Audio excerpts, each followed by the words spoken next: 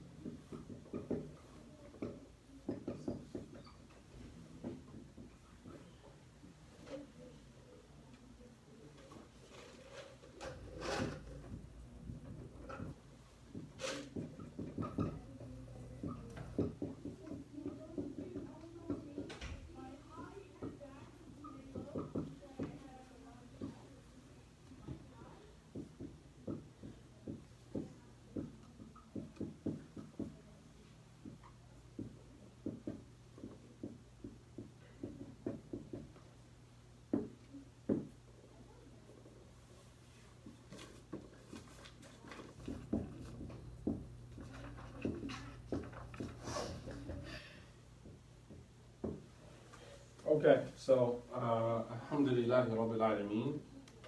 Do me a favor, go out and grab me a chair from out of there, out of the front room. Alhamdulillahi Rabbil Alameen, wa salatu wa salam ala ashraf al-anbiya'i wal mursaleen, wa ala alihi wa ashabihi ajma'een. Okay, so we're on number 3 from the obstacles in the path of servitude to Allah subhanahu wa ta'ala. And this one is frustration with the calamities and trials of life. Sometimes people experience traumatic situations in their lives, some trials or some tribulations, some calamities, and sometimes it causes people to give up on wanting to be a Muslim. All right? You'll find this both the same with people who are second, third generation Muslims, as well as those who are new converts to Islam. Both run into trials and tribulations, and they get frustrated with these things. They don't know how to process these things, and it causes them to want to leave Islam or not want to practice Islam anymore, because sometimes they believe that by leaving Islam that their life is somehow going to get a little better. So we're going to talk about that.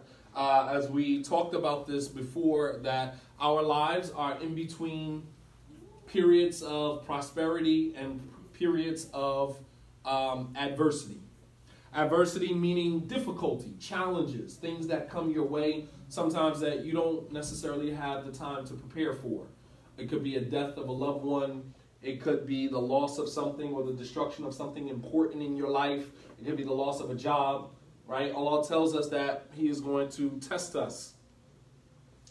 وَلَنَبْلُوَنَّكُمْ بِشَيْءٍ مِنَ الْخَوْفِ وَالْجُوعِ وَنَقْصٍ مِنَ الْأَمْوَالِ وَالْأَنفُسِ وَالثَّمَرَاتِ وَبَشِّرِ الصَّابِرِينَ الَّذِينَ إِذَا أَصَابَتْهُمْ مُصِيبَةٌ قَالُوا إِنَّا لِلَّهِ وَإِنَّا إِلَيْهِ رَاجِعُونَ Inna lillahi wa inna ilayhi raji'un. Allah says that we will indeed test you. We will surely test you. وَلَنَبْلُوَنَّكُمْ بِشَيْءٍ. We will test you with something. Notice Allah didn't say we will test you with everything. He said بِشَيْءٍ, with something. From fear, situations that may cause fear in your life. Right? What are some situations that may cause fear in your life? What are situations in your life that may cause fear? Yeah. Nightmare. Nightmare.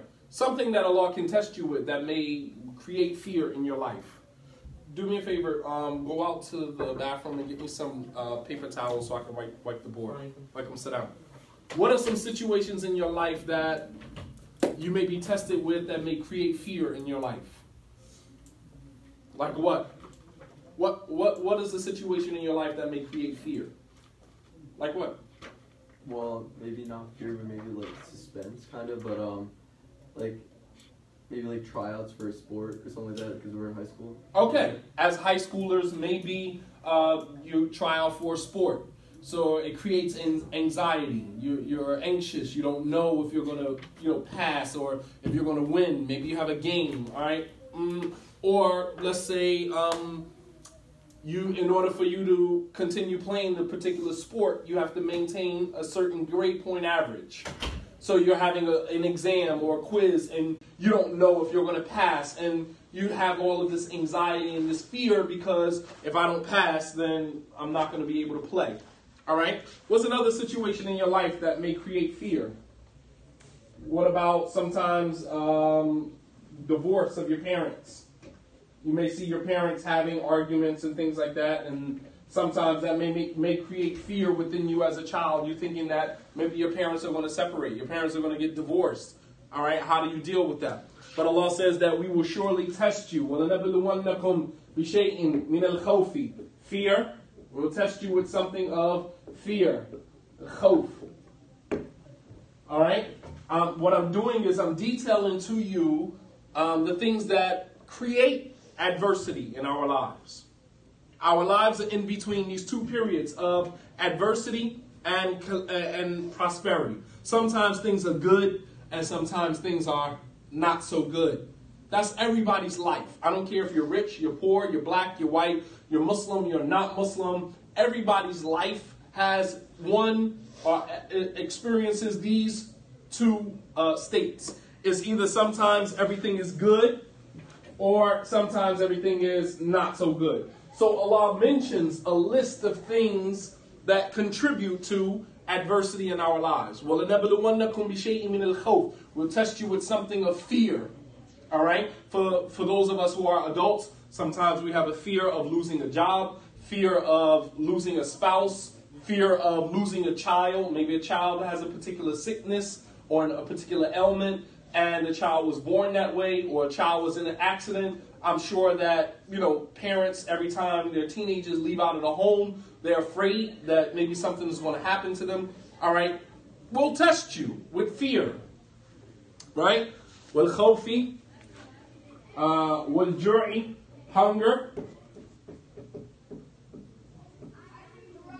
All right? Allah says we'll test you with something of khawfi, wal ju'. Al-ju' in the Arabic language is hunger. What are some situations that may create hunger in your life? Poverty. Right, poverty, very good. Maybe you lose a job. Maybe someone takes your money from you. You went into a business deal with someone. He made you an offer to go into an investment, and you gave the person your money and he ran off with your money. And we'll come to that because Allah actually mentions that, a loss of wealth. But here we're talking about situations that create hunger. All right? Sometimes your parents lose a job, and what was once, a refrigerator full of food is now, we have to live on the bare minimum. All right? So we'll test you with fear, hunger, khawf, al-ju'i, wa naqsim min al-amwal, and a decrease in your wealth. A decrease in wealth. So, naqsim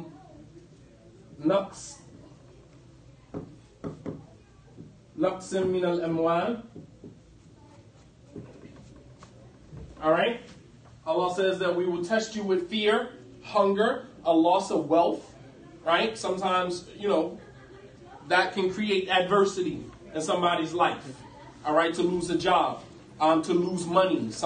You went into a business deal, an investment, and the person burned you and took the money from you. So now you don't have anything. There's tons of situations that may arise in your life that, may take your wealth away from you. Adversity. All of these things contribute to adversity. All right, that we said that our lives are in between two periods. One period where it's prosperous, everything is going good, children are fine, money is fine, job is fine, health is fine, everything. We'll test you with something of fear, hunger, a decrease in wealth, and make no mistake about it, a decrease in wealth is also a decrease in health. How? How does a decrease in wealth affect your health? Stress. Huh? Stress. Very good. You guys are on the ball today, man. SubhanAllah. All right? A decrease in wealth affects your health. Right? A lot of times when we read these things in the Quran, we don't put one and one together. We're not connecting the dots. Maybe you can't afford, like, good food. There you go. You can't afford good food. Very good. So a decrease in wealth also affects your health. All right? Because if you lose money, there's nobody, I don't know anybody who has lost money and has not been stressed out. Somebody, your dad gave you, your mom gave you $20, gave you $100, and you lose it. Tell me you're not stressed out. You're stressed. You're sitting here thinking, where did I lose it? You're accusing people of stealing it. You accuse your brothers and sisters, somebody stole it. You are stressed out. So a loss of wealth also affects your health.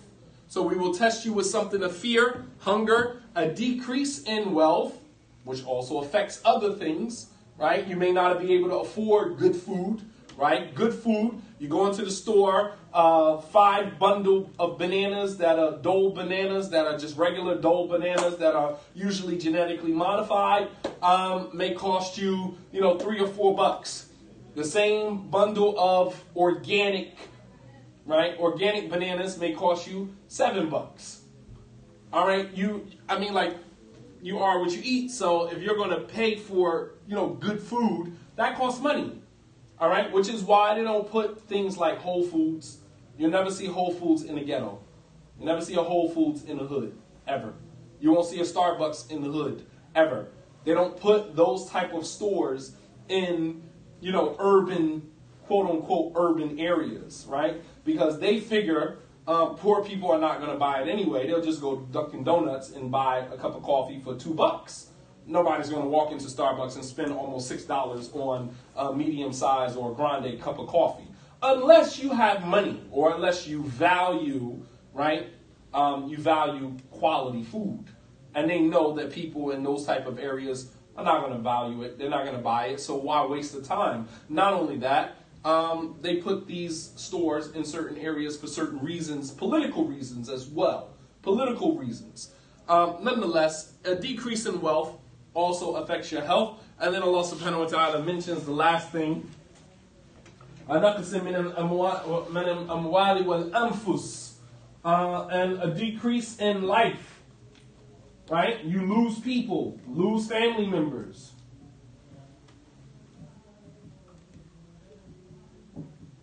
Lose family and friends. Without a doubt, that creates adversity.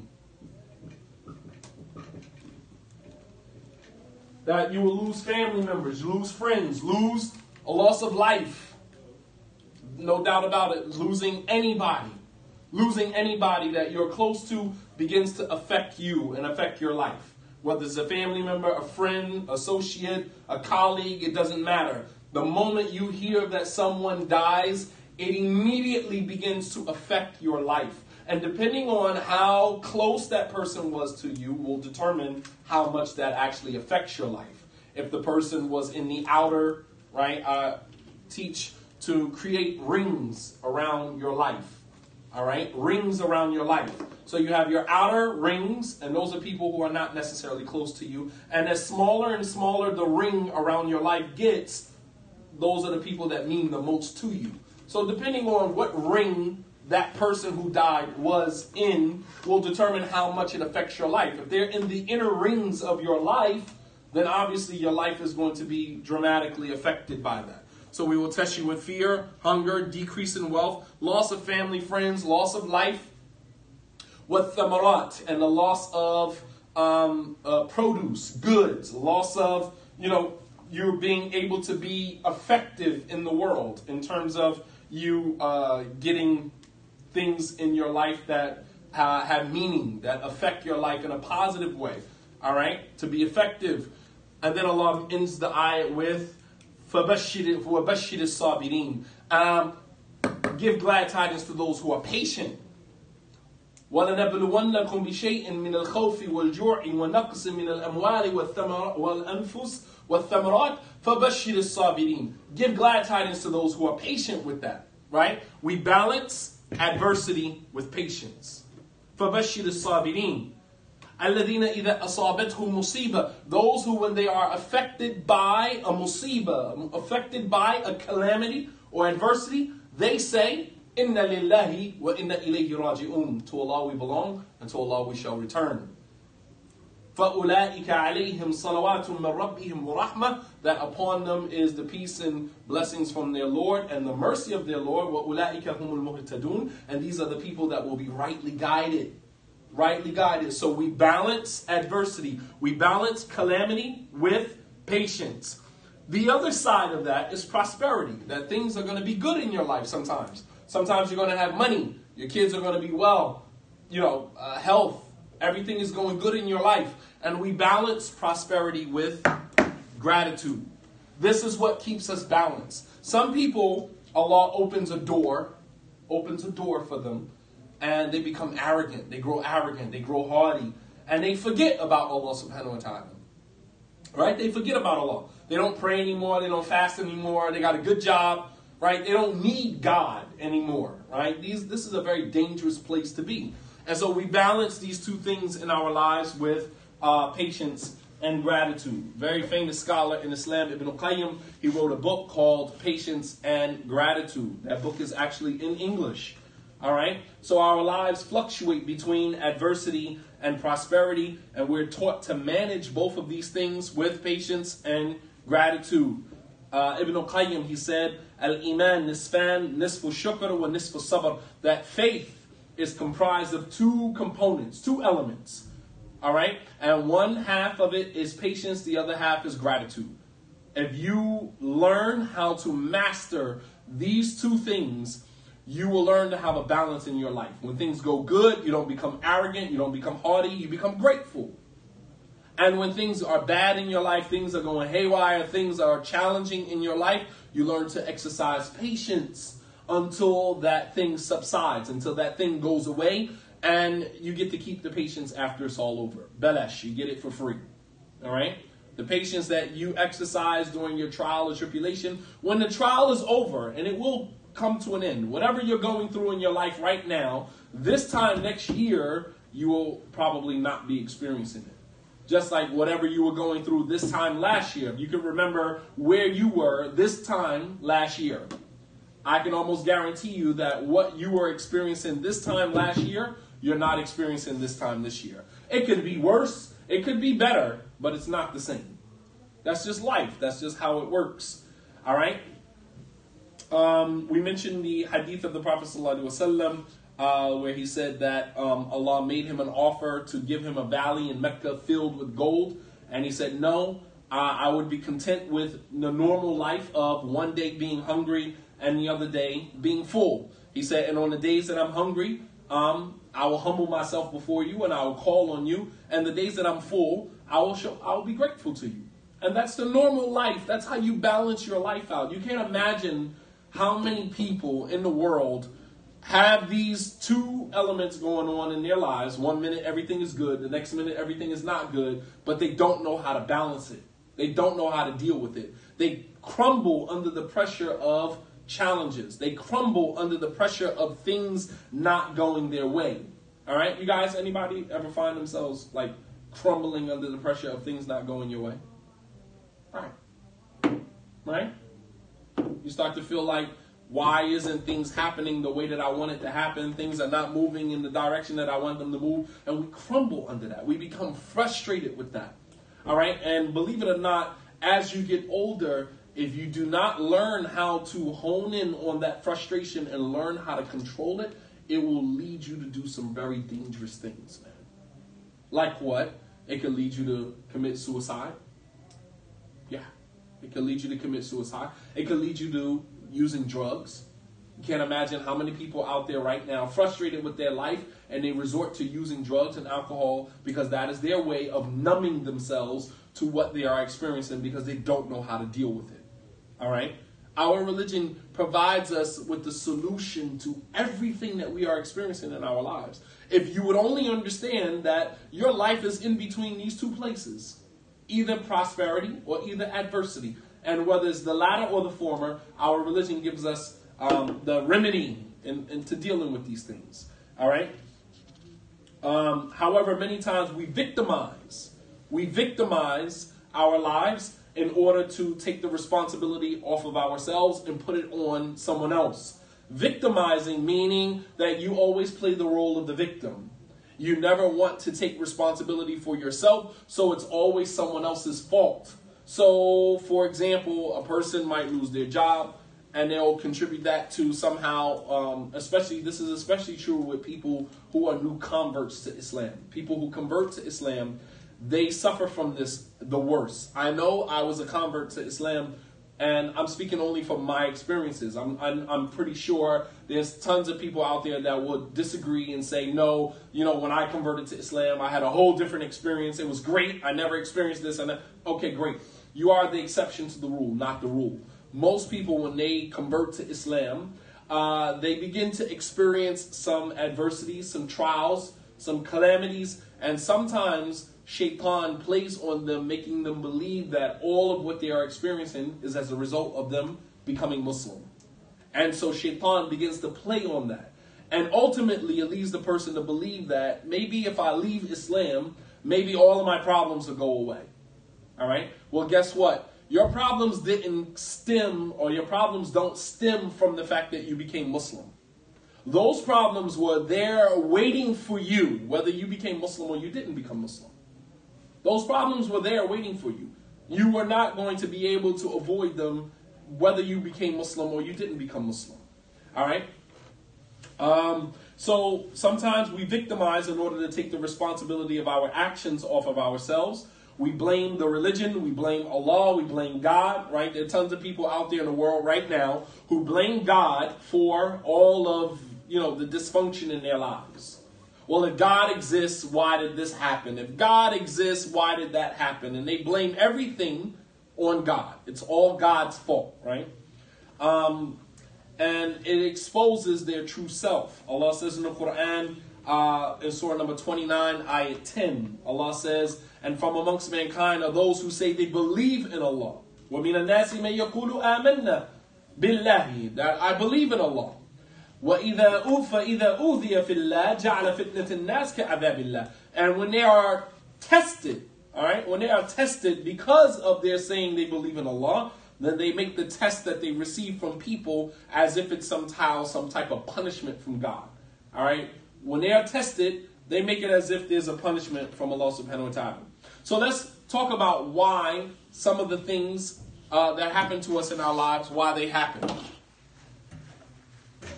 Some of the frustrations or some of the calamities in our lives or some of the trials in our life happen due to certain reasons.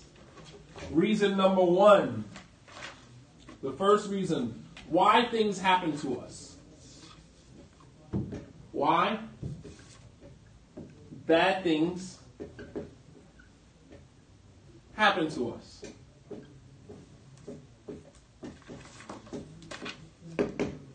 One, to be honest with you, I wish I had somebody explain this to me when I was your age.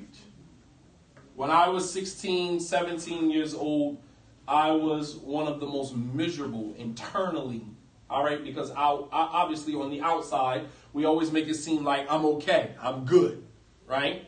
And we do a ton of things to make people believe that we're good. We dress nice, we look nice, we wear gold, we dress really good, we're always with a different woman, we're doing different things because we want the world to believe that we're good. But a person who really knows and can see through those behaviors know that your self-destructive behavior is as a result of you not being good. Trust and believe. But I wish I had somebody explain to me when I was 16, 17 years old why bad things happened to me, so that I could process it and learn how to navigate through the emotions that I was experiencing. But I had nobody explain that to me. All right, in Christianity, they're not going to teach you this. All right, they don't teach you this in Christianity, at least not in the version of Christianity that was given to me. All right, why bad things happen to us? Number one, bad things happen to us because of what we've done to ourselves.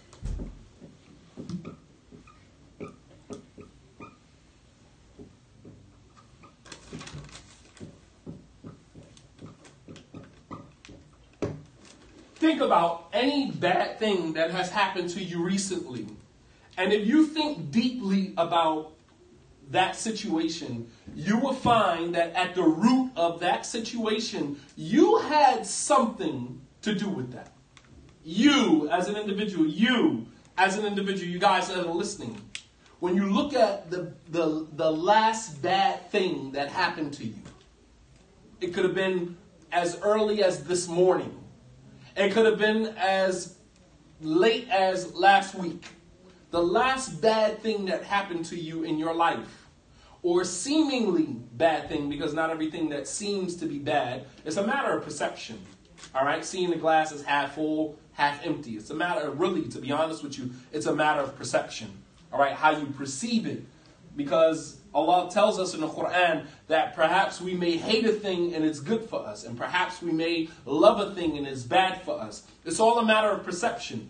عسى أن تحبوا شيئا وهو شر لكم وعسى أن تكرهوا شيئا وهو خير لكم والله يعلم وأنتم لا تعلمون. Allah says in the Quran, perhaps you may hate a thing and it is good for you. And perhaps you may love a thing and it is bad for you. That is human perception. Then Allah ends the verse by saying, وَاللَّهُ يَعْلَمُ وَأَنْتُمْ لَا تَعْلَمُونَ. Allah knows and you don't know. Meaning the reality of what is good and bad, only Allah knows. We don't know until hindsight, until afterwards, right? When we look back at a situation, we say, wow, it wasn't really that bad. There was actually a lot of good coming out of it. I'll give you an example. When you look at the story of Yusuf, alayhi salam, right? And all of the bad things that happened to Yusuf as a kid. What happened to Yusuf? What did his brothers do to him? They pushed him down a well. They threw him into a well. And what else did they do to him? And then they abandoned him. They abandoned him. They left him. They lied on him. Right? They sold him. وَشَرَوْهُ بِثَمَنٍ بَخْسٍ دَرَاهِمَ مَعْدُودًا. They sold him for a few dinars. A few coins. That's what they sold their brother. Blood brother. They sold him into slavery. But even after all of that, as we're reading the story in the Quran, we're saying, oh my gosh, how could a blood brother, biological brother, do that to his own brother? Right? And at the end of it all, Yusuf became what? King. So what we perceived as being a bad situation actually ended up putting him on a throne. You understand? You understand? And that's just a concept, meaning sometimes bad things can happen to you in order to push you to be a king. You never know what adversity, what calamity, what challenge or difficulty is going to come to you in your life that is going to push you to being royal, to being a king. You understand? You never know. It's a matter of perception, though, for us, because when we look at it from the very beginning, we see it as a negative thing. But the reality behind that, which we don't know until sometimes years later, that, wow, it wasn't actually a bad thing. It was actually a good thing. All right? And vice versa, what we see to be a bad thing, what we see to be a good thing, at the moment, it seems good, right? And then later on, it turns out to be something that is very horrible and very dangerous. So it's a matter of perception for us, because we don't know. We are affected by time. Allah subhanahu wa ta'ala is not affected by time. God is time, right? So he's not affected by time. There's no past tense, present tense, future tense to Allah subhanahu wa ta'ala. So when a situation comes to us, Allah already knows what that situation is going to lead to. So he knows the reality of that situation, whereas we only see what is in front of us. You follow me? So sometimes what we perceive to be a bad thing, when I say why bad things happen to us, it's a matter of perception. What we perceive to be a bad thing, right? Why bad things happen to us? Number one, because of what we have done to ourselves. Sometimes when we look at the bad things that are happening to us in our lives right now, or what has happened to us in the past, if you look somewhere deeply within that situation, you will find that you as the individual, had something to do with that. Right or wrong? Right. You had something to do with it. I mean, obviously, if it's something that is beyond, that you are affected by, but you are not directly involved in, then that's something else. That's the second thing. All right. Sometimes you had nothing to do with it. Sometimes you had nothing to do with it. Sometimes if you're a kid and your parents get divorced, you had nothing necessarily to do with that. Right? Sometimes children blame themselves. They say, well, maybe if I was a better kid, maybe if I got better grades, maybe if I didn't complain so much, maybe if I didn't do this, and then maybe but it had nothing to do with you. These are adult problems. And you're just a kid who happened to end up in the middle of that. All right? But you don't have anything to do with that. All right? Who you are born to, who your parents are. You don't have anything to do with who your parents are. That's something that you had no control over. And that's the second part of this. So the first part of why bad things happen to us is what we've done to ourselves. Sometimes we sin and we disobey Allah subhanahu wa ta'ala and we step outside of the boundaries of Allah's sanctuary, meaning step outside of what Allah made halal, and we step into the haram, and it comes back to haunt us. You believe that? That when we disobey Allah subhanahu wa ta'ala, better go make wudu or go put some water on your face and come back. That's Zubair. Go put some water on your face and come back. I'm fine. What was you saying here? You sleep. I'm good. What was the last thing I said? I'm asleep. All right. So sometimes we disobey Allah subhanahu wa ta'ala, and then the repercussions of our disobedience to Allah comes back to haunt us. Sometimes it doesn't happen immediately. You could have disobeyed Allah 2 weeks ago. You could have disobeyed Allah a month ago. Made tawbah for it, and then, you're doing right. You're doing everything that you're supposed to do, aligning your life with what Allah subhanahu wa ta'ala wants from you. And then out of nowhere, you're hit with this calamity. And we're thinking, why is this happening to me? I made tawbah. I repented. Why is Allah doing this to me? Right? And we never stop to realize that this is the repercussions of what you've done to yourself. Even though Allah forgave you, that still does not stop you from being affected by the sins that you have committed. Right? If you, for example, you went and told someone what somebody else said. Right? Me and you are having a conversation, and we're talking about him. And then I go back and I tell him what we were talking about. I might go back and you find out and I apologize to you. I say, I'm sorry. It slipped out, right? I apologize. But then later on, he comes back and he confronts you about it. You guys get into a fight, all right? And I'm the cause of that. Now, although I apologize to you, it still does not alter the direction of my, what my actions, precipitated. You follow me? Like, if you do something, even if you make tawbah, even if you repent to Allah subhanahu wa ta'ala, it doesn't change the repercussions of your actions. It doesn't change. Right? If you are not married to a girl, you have sex with your girlfriend, right? And then you go back and you make tawbah. You ask Allah to forgive you. All right? But guess what? You didn't use a condom, so the girl ends up pregnant.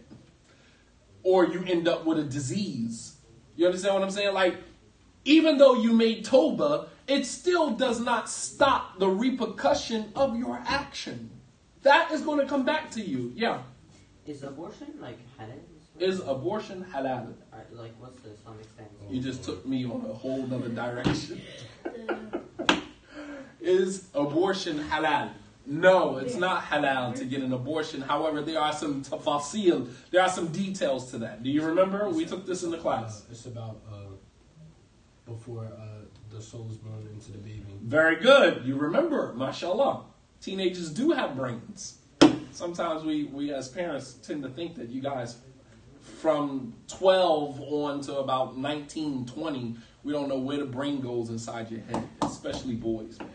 You guys do things that are just the weirdest things in the world, and we're like, where in the world is your brain? Yes, as he said, that it has a lot to do with when the time in which the soul is blown into the fetus, into the child. All right, and we know that the soul is blown into the fetus at what point? How many months? 4 months, 120 days, going into the second trimester of the woman's pregnancy period. the soul, Allah sends the angel to blow the soul into the body of the fetus. How do you know that? How do we know that? Does Allah say that in the Quran? Or? Yes, divine revelation, absolutely. Not only that, doctors are just recently, realizing that there's a change in the state of the fetus at that particular period as well. Absolutely. Yes. And this is why, believe it or not, what is the waiting period for the woman whose husband has died? What is called the iddah period. The iddah period is when a woman is divorced or her husband dies, she has to wait a certain amount of time before she can remarry. 3 months. If the woman's husband dies, she's become a widow. She cannot remarry until how long? How long does she have to wait in Islam? 4 months and 10 days. Why the 10 extra days? Because the 4 months and 10 days is the amount of time that it takes for the soul to be blown into the fetus. You follow me? Our religion is so perfect, man. Perfect. There is no way in the world a human being could have written the blueprint or the doctrine of Islam. There's no way. Not 1439 years ago. No way in the world.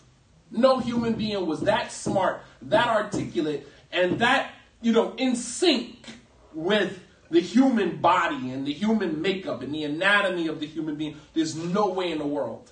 No science could explain during that time that the fetus, there's a change in the fetus at the time that the fetus is 120 days, 4 months, right? So Islam stipulated that if a woman, her husband dies, and she has now become a widow, she cannot remarry, move on with her life and remarry until she has completed the iddah period, a waiting period of 4 months and 10 days. The 10 extra days is to ensure that the fetus has actually, the soul has actually been placed into the fetus. SubhanAllah. Because it's around the 4-month mark. So Islam gives the woman an extra 10 days, 4 months and 10 days extra just to make sure that the soul was placed into the body of the fetus. Is that like so she doesn't remarry by being pregnant with she cannot remarry by being pregnant with someone else. So if she does not pop up pregnant at 4 months and 10 days, then it's safe to say that she's not pregnant, she can move on. Because sometimes a woman may not, even with blood tests, may not even show that she's pregnant. Sometimes all the way up until, 2 or 3 months or 4 months. But at that period, that is when the soul is blown into the fetus, and it will definitely show up, inshallah ta'ala. No doubt about it. All right, so the point that I'm making is that the repercussions of our sins do come back to haunt us, even though we made tawbah. So sometimes people can say, I repented, I asked Allah for forgiveness. Why is this happening to me? Because you repenting, you making tawbah has nothing to do with the repercussions of your sins. One has nothing to do with the other. Sometimes we tend to think as Muslims that because I repented, it should just erase the whole situation. Everything should just disappear. And it doesn't work like that. I wish, late. I wish. But it doesn't work like that. You repenting, that is you repairing your relationship with Allah for what you did. However, the repercussions of your actions may come back and haunt you. We dodge a bullet here, there, we dodge a bullet here and there, but eventually it comes back to catch up to you. Eventually. All right? So, looking, usually at this time, we're looking for someone to place the blame on because we feel like I repented or I fixed the situation. Why am I still being afflicted with this situation? And so now we're looking for somebody to blame. It's your fault. It's God's fault. It's the religion of Islam's fault. Islam's fault that this happened to me. God's fault that this happened. We're victimizing. We're looking for someone to take the blame. All right? Make sure you write this term down. Very important. All right?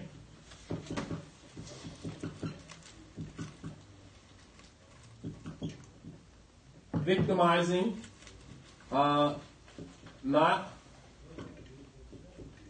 Not taking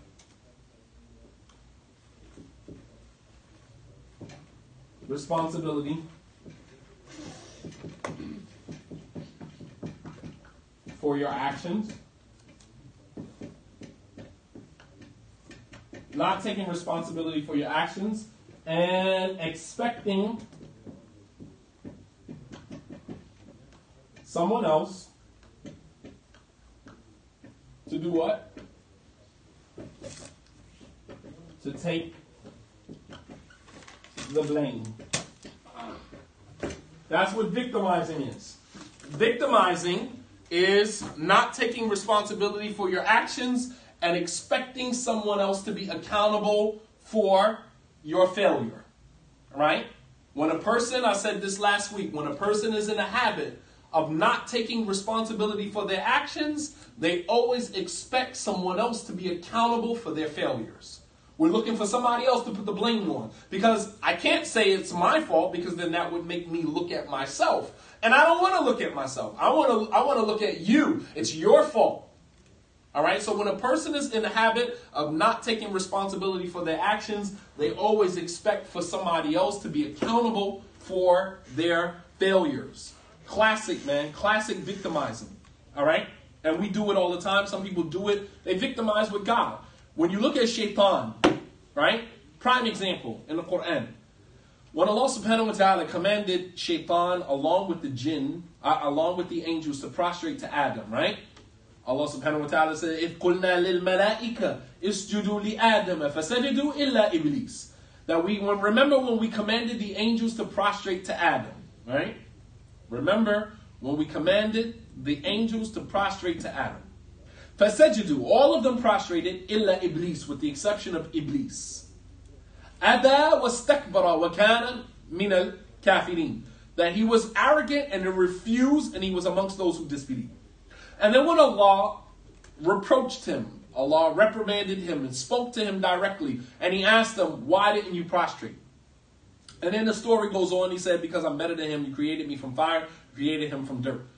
Then Allah told shaitan, get out. فَخْرُجْ مِنْهَا فَإِنَّكَ رَجِيمٌ. And it was at that moment that he became shaitan ar-rajim. Allah called him ar-rajim, the accursed. Ba'id an rahmatillah. He is distant from any mercy from Allah.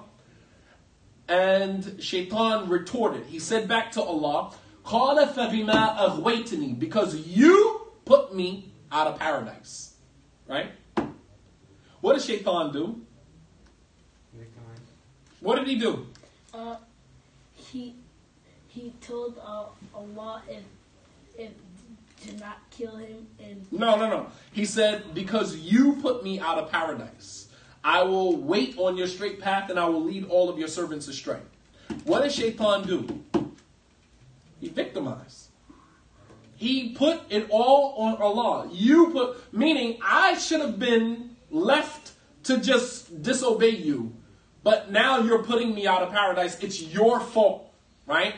Blaming God has been something that the human being has been doing since the very beginning. Placing the blame on God. Creation themselves, whether jinn or human being, has been blaming God from the very beginning. All right? Take marriage, for example. Some brothers and sisters don't follow the correct protocol of Islam, and they end up with a horrible situation. And then they turn around and they blame the Islamic community, or they blame marriage. And some people say, well, I'm not getting married anymore. Brothers are no good. Sisters are no good. And then you never stop to look at the situation, the precarious situation you put yourself in.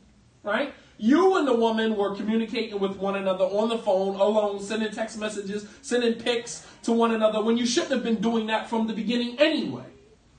You shouldn't have been doing that anyway.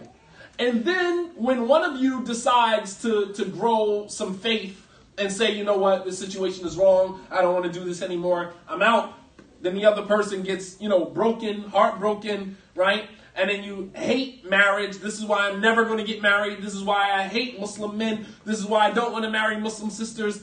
And the whole while, you never take responsibility for the situation you put yourself in. Islam didn't do it to you. Allah, God didn't do it to you. The Muslim community didn't do it to you. The bad brothers in the community didn't do it to you. The bad sisters in the community didn't do it to you. You did it to yourself. But here again, victimizing. When you don't want to take responsibility for your actions, you expect other people to be accountable for your failures. You want somebody else to be accountable for your failures. Very important, man. All right? Allah says in the Quran, ظهر الفساد في البر والبحر بما كسبت أيدي الناس ليذيقهم بعض الذي عملوا لعلهم يرجعون. That corruption has appeared on land and on sea because of what the hands of man have done. It's what we've done to ourselves. Right now in America, we have a gun crisis. Right now in this country. We have a gun crisis. Guns don't kill people. If a gun is laying on a counter by itself, it cannot kill anyone by itself. Stupid people with guns kill people.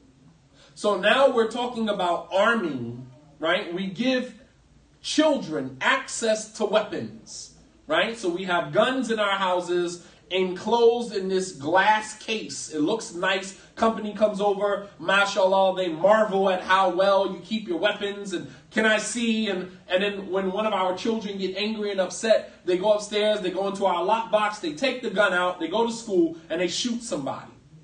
And then we blame it on guns, right? We blame it on guns.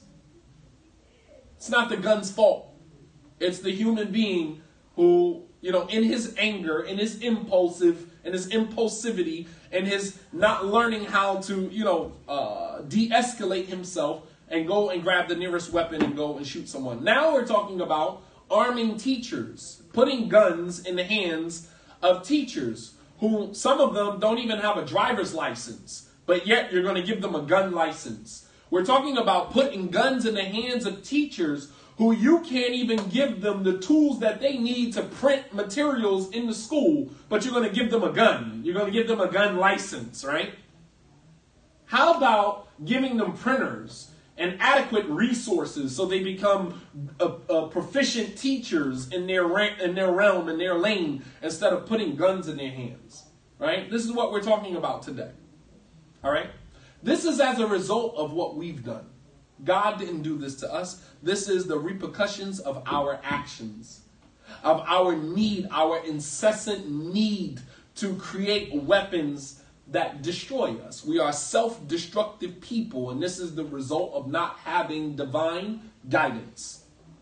Not acting upon divine guidance, because we have it, but we just don't act upon it. And we're self-destructive, and this is why God sent messengers and prophets and revealed divine books, right? That were all corrupted by human beings with the exception of the Quran. Killed some of the prophets and messengers because every time a prophet and messenger came to us with something that we disliked, we killed them, we belied them, denied them, turned on them, right? This is the human being. Self-destructive by nature. And in the absence of divine guidance, as Allah says, that we are worse than cattle, worse than animals. We now have human beings that male on male, female on female, a male animal will not even go to another male animal. A female animal will not go and have sex with another female animal. It's against their nature. They follow the laws of nature. The laws that Allah subhanahu wa ta'ala put in place on the earth. Whereas human beings, we have transgressed all laws. Transgressed all laws. Just to prove that, this God complex that we have, just to prove that I don't necessarily need to follow a law. I don't have to have a gender, right? I don't have to be male or female. I don't have a gender, right? We want to transgress every boundary, every law that we possibly can just for the sake of saying that I did it. And we become self-destructive. Allah mentions in another ayah in surah number 42, ayah 30. 42:30, Allah says, "Ma asabakum min musibatin fabima kasabat aydikum wa ya'fu an kathir."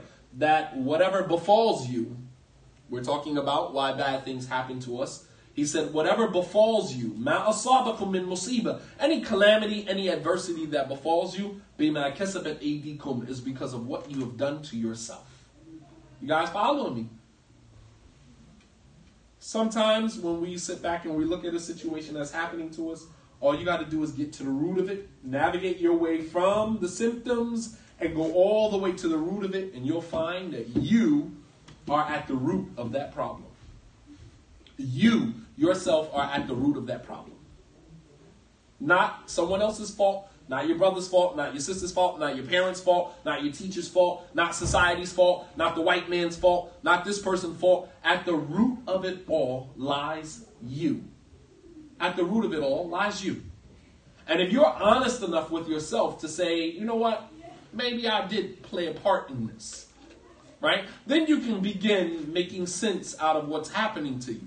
But as long as it's somebody else's fault, right? Your journey to self-discovery starts when you realize that at the root of all of your problems lies you. That's a quote from me. You can take it for free. At the root of your problems lies you. Once you realize that, then you can begin your journey to self-discovery. All right, so Allah says in Surah number 42, ayat 30. Very important ayat. Surah number 42, ayat 30. That whatever befalls you of calamity, ma asabakum min musibah, any calamity, any adversity that befalls you, bima kasabat aydikum, is because of what you have done to yourselves. وَيَعْفُوا عَنْ كَثِيرٍ. And then Allah says that we pardon much. Meaning, even though you've created all of this corruption, that Allah still does not hold us accountable for everything. Alright? And this is because if Allah was to hold us accountable for all of the things that we've done, then guess what? He would destroy us. Allah mentions in another ayah in Surah number 35, ayah 45, وَلَوْ يُؤَاخِذُ اللَّهُ النَّاسَ بِمَا كَسَبُوا مَا تَرَكَ عَلَى ظَهْرِهَا مِنْ دَابَّةٍ. That if Allah was to hold mankind accountable for all of the crimes that they have done, He would not leave a single soul on the face of this earth.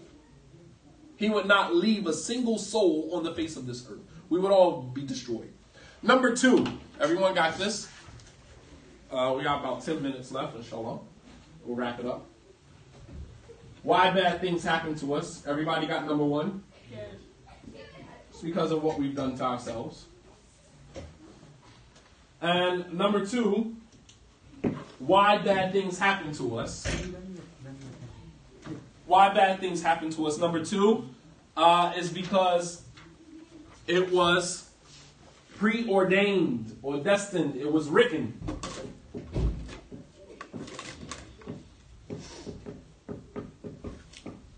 It was written for it to happen.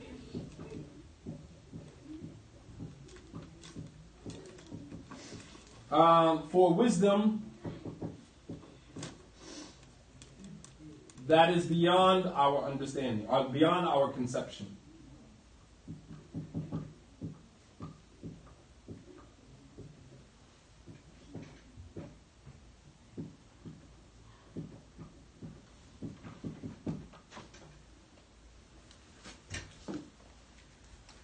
It is beyond what we can conceive as human beings. There's, as I said, we have a ton of limits as human beings. Part of our limits is time. Time limits us. We are limited by time because we can only see things in the moment as they're happening. Right? We don't know where this situation is going to lead to. Right? This is why there's a lot of, things that are left up to chance. Because we don't know where it's going to lead to. This is where the human being realizes his weakness.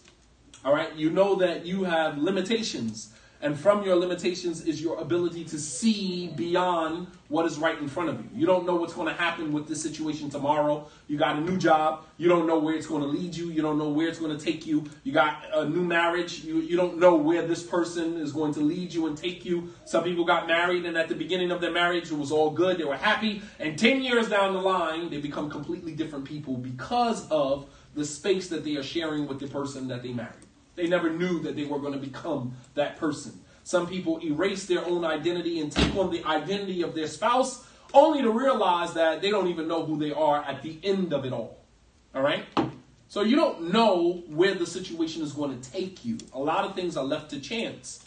And this is where we recognize our weakness as human beings. We are limited by time. Time is one of our greatest weaknesses. Right? As the Arabs, they used to say, وَلَا يُهْلِكُنَا إِلَّا الدَّهْرُ. Nothing can destroy us except time. Right? Time is a weakness. Even the Arabs, they understood how much of a weakness time was for them. It's like our kryptonite. because we cannot see beyond what is in front of us. Right now, all you can see is what's happening right now. You don't know what's going to happen 10 minutes from now. You don't know what's going to happen 20 minutes from now. You don't. So we're limited by time. And because you don't know what's going to happen 10 minutes from now, 20 minutes from now, it makes you vulnerable. Makes you vulnerable to what's going to happen in that space. Because you don't know. Nonetheless, Allah subhanahu wa ta'ala has predetermined everything that is going to happen in life. You guys understand that? Meaning everything that is everything that is going to happen, everything that is happening, everything that has happened, and everything that will happen has already been predetermined. We are born into a world where everything, every single minute, every single second of our lives has already been predetermined. All we're doing is living a script. That's it. We're living a script. All right, so Allah subhanahu wa ta'ala has decreed or predetermined everything that is to take place in our lives with respect to our wealth, our children, all right, as well as the people we come in contact with. Do you understand that the people that you run into, the people that you come in contact with was also predetermined? When you meet a person in a store, you walk into a store, hey, how you doing? Good morning, blah, blah, blah. You have a conversation, 2-3 minutes with the person. It was not coincidental that you and that person crossed paths that morning. You understand? You guys ever seen the movie, The Strange Story of Benjamin Button? Awesome.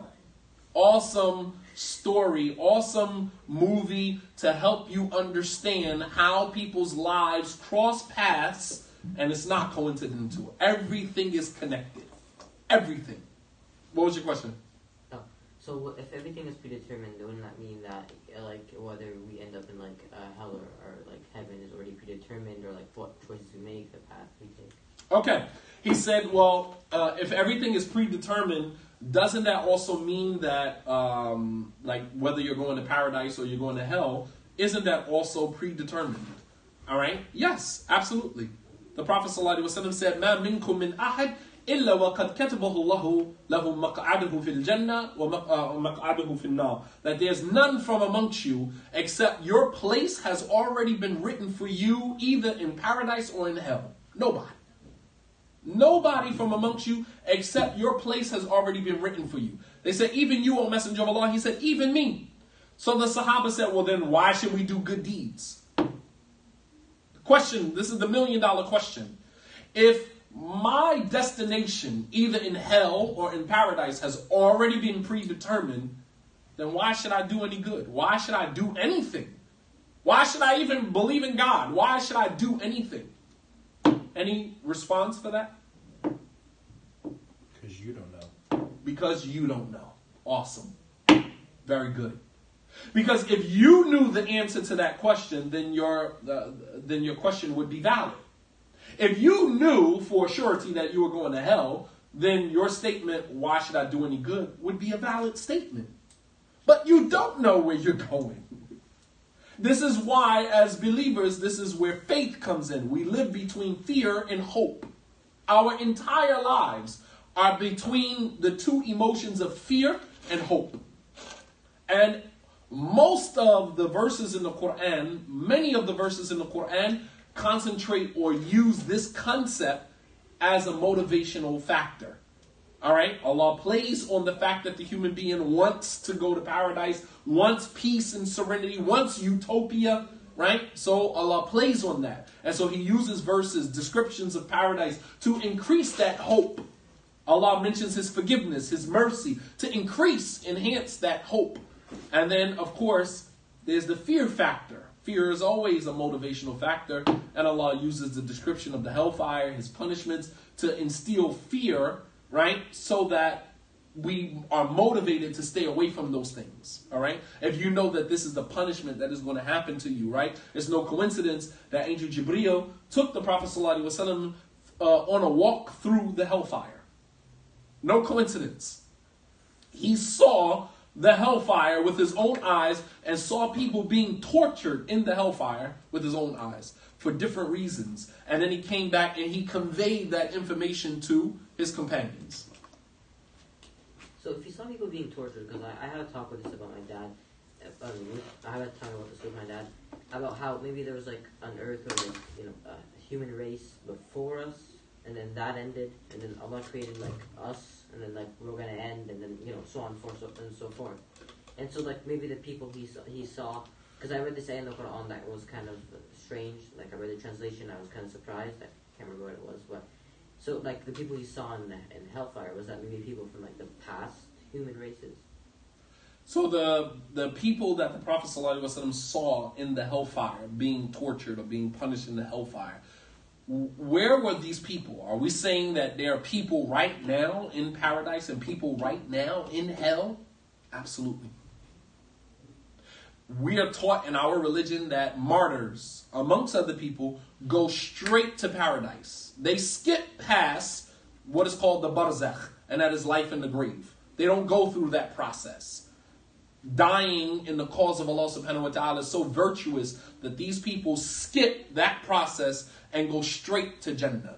Alright, if they go straight to Jannah, will they be judged on the Day of Judgment? Yes, they will still go through the judgment phase. Alright, but instead of waiting in the grave with the body until the Day of Judgment, they go straight to paradise and enjoy paradise until Judgment Day, and then of course they will have to go through the normal process like everyone else. But they skip past the barzakh. So are there people in paradise right now? Yes. Are there people in the hellfire right now? Yes. Where do these people come from? Are they from past generations? Where did these people come from? Wallahu a'lam. Allah knows best. These are affairs of the unseen that we only know from what the Prophet ﷺ informed us of. And obviously there are people of the past. I mean, from the time that Allah created Adam all the way up into this very moment right now,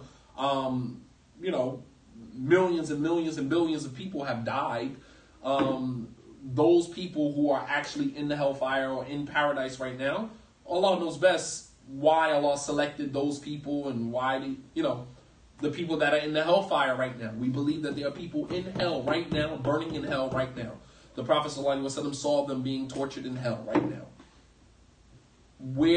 From what generation did they come from? How did that happen? Wallahu a'lam. Allah subhanahu wa ta'ala selected an individual from the life of the barzakh, from the world on the other side of this world that is parallel to this world that we live in, that we call the life in the grave. And that means that the next dimension, the next stage or level of our life, which is beyond the physical realm that we're living right now. We are spiritual beings having a physical experience. Before the soul was put into our bodies, these souls existed somewhere else. So there was another dimension before we, emerged into or came about on this physical plane that we're in right now. Where these people came from, where these souls come from, Allah subhanahu wa ta'ala a'lam. So, Allah subhanahu wa ta'ala has predetermined everything that is to take place in our lives with respect to our wealth, with respect to our children, as well as the people that we come in contact with. And in some of these things there is good, and in others there is trial and tribulation, which is also good hidden within the walls of the calamities that we're experiencing. If Allah knows what we're going to do and what our final destination is, why would he test us on this earth first? If Allah knew what we were going to do, right, on this earth, why would he test us by putting us here? Why would he test us by putting us here? Number one, this was not what we were destined to be. We were supposed to be in paradise. Adam ate from the tree, and that triggered a chain of events that we are dealing